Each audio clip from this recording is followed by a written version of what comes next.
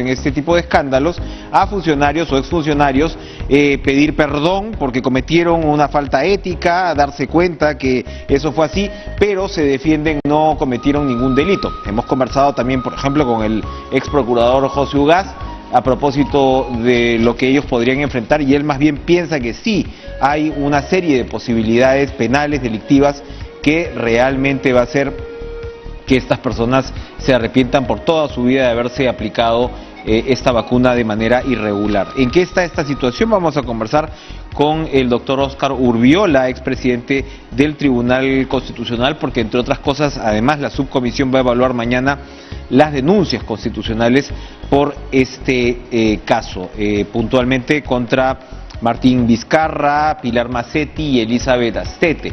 Estamos hablando pues de los 3 exfuncionarios que se habrían aplicado de un lado la vacuna de forma irregular, la vacuna en su fase experimental, hay que recordarlo, y a cuyos sectores les correspondía, en todo caso, llevar adelante las negociaciones. Doctor Urbiola, gracias por estar con nosotros. Buenas noches.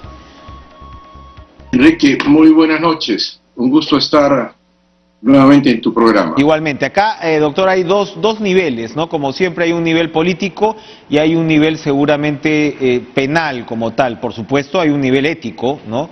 Pero, en fin, ese de todas maneras y lamentablemente puede ser un poco más abstracto. Mañana la subcomisión va a evaluar estas denuncias constitucionales.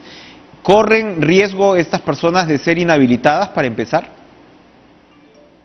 Enrique, aquí hay que distinguir 2 cosas que ya en cierta forma usted las ha adelantado.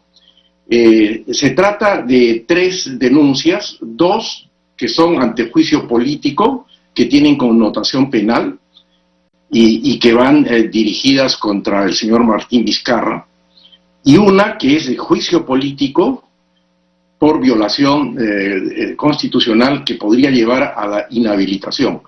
Esto no quiere decir que los antejuicios que tienen connotación penal en el curso de la investigación ya penal, si es que se procede a la acusación, podría llevar también a una inhabilitación.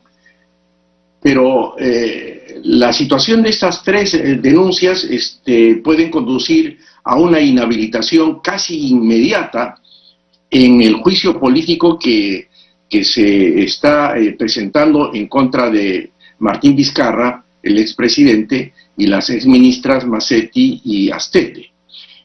Las violaciones constitucionales que se le atribuyen están consideradas en los artículos 38, 39 y 41 y el inciso primero del 118 de la Constitución. Yo creo, y me parece a mí, que las que están amparadas en los artículos 38 y 39 de la Constitución sí pueden proceder y dar lugar a una violación constitucional y consecuentemente a una inhabilitación. ¿Qué dicen esos artículos, doctor? Ya, el artículo 38 establece los deberes que deben tener todos los peruanos, y le voy a leer textualmente lo que dice el artículo 38. Todos los peruanos tienen el deber de honrar al Perú y de proteger los intereses nacionales, así como de respetar, cumplir y defender la Constitución y el ordenamiento jurídico de la nación. El artículo 39 dice: todos los funcionarios y trabajadores públicos están al servicio de la nación. El presidente de la República tiene la más alta jerarquía en el servicio a la nación, y en ese orden los representantes al Congreso, ministros de Estado, miembros del Tribunal Constitucional y del Consejo de la Magistratura, etc. Es evidente que aquí se ha faltado al deber de honrar al Perú, porque con la conducta que hemos observado, en especial la del señor Martín Vizcarra, no solo ahora con el tema de las vacunas, sino anteriormente otros que seguramente todavía no han concluido las investigaciones referidas al famoso caso de la indebida contratación de un señor artista, ¿no? Y otras más que evidencian pues una conducta que no es apropiada para el más alto funcionario de la República. Creo que tipifica una violación precisamente a ese deber de honrar al Perú. Y yo creo que precisamente aquí se ha faltado a ese deber. El artículo 38 no es un artículo que está puesto de adorno en la Constitución. Los peruanos tenemos que honrar al Perú, y se honra precisamente con el cumplimiento de las funciones que le asigna la Constitución. Máxime si el señor Vizcarra ha sido presidente de la República y por tanto el más alto dignatario. Ahora, evidentemente, sí, está claro que estamos además todos indignados, pero al mismo tiempo es evidente que la defensa del señor Vizcarra, si es que la fórmula o la estrategia que él vaya a plantear, va a ir por el lado de decir, oye, esto era un ensayo, y yo me sometí a ese ensayo. Ya sabemos que esto estaba fuera del ensayo y que esto era la sustancia activa de la vacuna, pero digamos que estos artículos 38 y 39, repito, con la indignación que nos ha suscitado el caso, tienen, digamos, un espectro bastante amplio. Bastante amplio y además librado a la decisión política que adopte el Congreso. Le refiero el trámite al que está sometido en este caso. Mañana se reúne la Subcomisión de Acusaciones Constitucionales, seguramente para aprobar el informe que van a emitir a la Comisión Permanente, haciendo referencia a los hechos que configurarían la violación constitucional y los supuestos delitos que se les atribuyen, y además las pruebas o las evidencias que puedan presentar ante la Comisión Permanente. Este informe además contiene una solicitud para que la Comisión Permanente apruebe el inicio de la investigación y le señale un plazo que no puede ser mayor a 15 días, salvo que, tratándose de más de una denuncia, la Comisión Permanente pueda considerar que acumulándose todas estas denuncias pueda tener un plazo mayor, que podría ser de 30 días hábiles, a fin de que en ese plazo se pueda hacer todo el proceso que va a terminar primero en la Comisión Permanente, donde se aprobará la acusación y se nombrará a una comisión acusadora ante el Pleno. En todas estas etapas, los denunciados tienen la posibilidad de ejercer su defensa personalmente o a través del abogado. Antes habrá una audiencia ante la Subcomisión de Acusaciones Constitucionales, donde también el denunciado puede formular su defensa directamente o a través de un abogado, y los congresistas harán las preguntas, y la labor de la subcomisión termina con un informe que va a ser dirigido a la Comisión Permanente para que apruebe o no la acusación. Lo que va a hacer mañana la subcomisión es aprobar o no la admisión de estas denuncias, si es que reúnen los requisitos formales y de fondo que establece el reglamento del Congreso en su artículo 98. A ojo de buen cubero, entonces, doctor Urbiola, ¿cuánto puede durar de aquí a una eventual votación que defina la inhabilitación? Mire, el reglamento, el artículo que he citado, 98, establece que la calificación la puede hacer la subcomisión en un plazo máximo de 10 días hábiles. Estamos viendo de que la denuncia ha sido presentada, me parece, ayer o antes de ayer, y ya mañana se está reuniendo la comisión para calificar esta denuncia. Quiere decir que hay un ánimo de cumplir estos plazos, no en los plazos máximos, sino en plazos breves, que lo permite la ley, porque el reglamento dice no más de 10 días hábiles, lo puede hacer antes.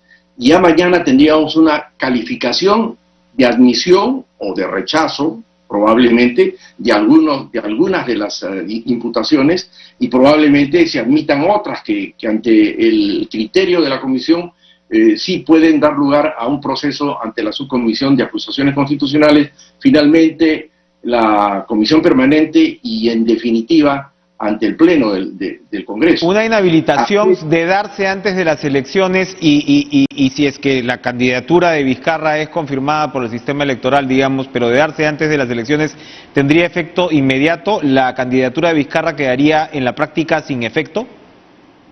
No, la candidatura no. Los procesos electorales tienen una característica por ley, que son procesos céleres en el sentido de que tienen un periodo de convocatoria y un periodo final, y además tienen etapas que precluyen, es decir, que cerrada, por ejemplo, la etapa de tachas y las impugnaciones que pueden hacerse sobre determinadas candidaturas, ya no hay vuelta atrás. Y estamos justamente en una etapa en la que ya ha precluido la etapa de tachas que se han resuelto y se declaró la habilitación del señor Vizcarra. Por lo tanto, ya estamos en una etapa del proceso en el que eso no se puede revertir. Sin embargo, si a la fecha en que se den los resultados de las elecciones, con los cómputos finales y definitivos, y en el supuesto caso que el señor Vizcarra saliera elegido, y para ese entonces ya el Congreso habría acordado una inhabilitación, el señor Martín Vizcarra no podría recibir su credencial para ejercer el cargo de congresista porque estaría inhabilitado. De tal manera que el reglamento del Congreso establece que la inhabilitación, si es acordada por la mayoría calificada que se exige para la inhabilitación como consecuencia de una violación constitucional, se ejecuta inmediatamente, porque es una sanción política. No va a la Corte Suprema, como sí va a ocurrir si es que se le acusa por los delitos que se le imputan. Es el resultado final. En el Congreso va a la Fiscalía y la Fiscalía tendrá que hacer la acusación ante el Poder Judicial y recién se inicia el proceso penal respecto a los delitos. Y eso terminará en la Corte Suprema, donde además se respetará la pluralidad de instancia. En primera instancia habrá un juez supremo que va a instruir, de acuerdo al procedimiento ordinario, los delitos, y luego la apelación ante una sala de la misma Corte Suprema, que será ya las instancias que en definitiva puedan establecer si el señor Vizcarra o las ministras son culpables o no de los delitos que se les imputan. Ahí es la dimensión, digamos, estrictamente penal, pero con respecto a la sanción política, a la inhabilitación. El reglamento del Congreso establece de manera expresa, artículo 98, que la sanción política es de cumplimiento obligatorio e inmediato. ¿Puede apelar a alguna instancia el señor Vizcarra? ¿Podría ir al Tribunal Constitucional, por ejemplo? Podría ser que pueda ir con un amparo, pero ese es otro cuento porque tendría que transitar otras instancias. ¿No? Pero la inhabilitación que se acuerde, que además requiere una votación calificada del Pleno, que significa los 2/3 del número legal de congresistas, que en este caso se debe computar sin la participación de los miembros de la Comisión Permanente. En números sería 74 votos, los 2/3 sin considerar a los miembros de la Comisión Permanente. O sea que con 74 votos y en la medida que este proceso de juicio político llegue al Pleno y que podría ser en el plazo de mes y medio o 2 meses, probablemente si hay la decisión política y además se prueba la violación constitucional, que en este caso tiene un ingrediente político muy fuerte, podría hacer que el señor Vizcarra quede inhabilitado. Y en mi concepto, yo creo que la tipificación de esa violación constitucional en el artículo 38 es evidente porque el señor Vizcarra habría incumplido el deber de honrar al Perú. Bien. ¿Cómo no se va a deshonrar al Perú con la conducta que él ha tenido de mentirle al Perú, ¿no?, en una situación tan grave como la que estamos viviendo actualmente y generar una desestabilización y una incertidumbre en la población que estaba tan ilusionada por llegar al Bicentenario y vamos a llegar en condiciones realmente preocupantes, que ningún peruano las esperaba y que lamentablemente por estos desaciertos estamos Bien. En esta situación. ¿Qué pasa con los 122 funcionarios que además, ¿no?, que aparentemente por lo menos estos 122 funcionarios también se suministraron la vacuna? ¿Podrían, en resumen, correr la misma suerte? No con este procedimiento, el procedimiento administrativo común y el procedimiento penal que corresponda según hayan cometido delito, no. En la parte administrativa tendrán que recibir las sanciones correspondientes y si hay un componente penal, la sanción penal que corresponda en el fuero común.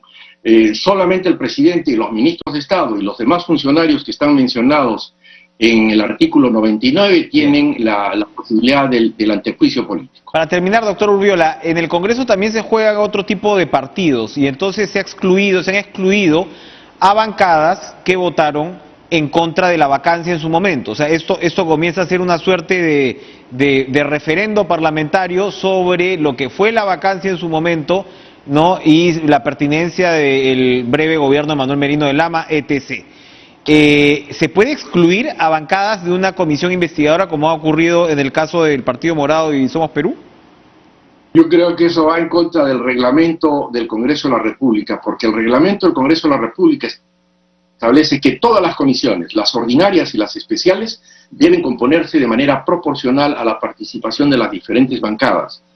Tiene que haber una proporcionalidad que en este caso no se estaría respetando y se estarían considerando situaciones totalmente ajenas a las que prevé el reglamento del Congreso de la República.